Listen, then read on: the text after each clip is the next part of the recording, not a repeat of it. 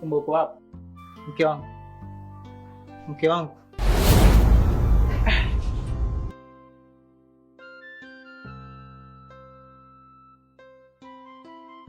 Niambie una tatizo gani?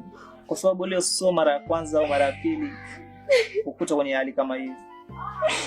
Naomba niambie ni kitu gani kinachokusumbua. Hauna kukwaza siku hizi. Sasa niambie kuna kitu gani kinachofanya uvatikali kama hiyo? Mke wangu. Niambie lakini kuna kitu gani kinachokusumbua? Unajua kwa patikali kama hiyo mimi pia naweka kwenye hali ya huzuni. Niambie.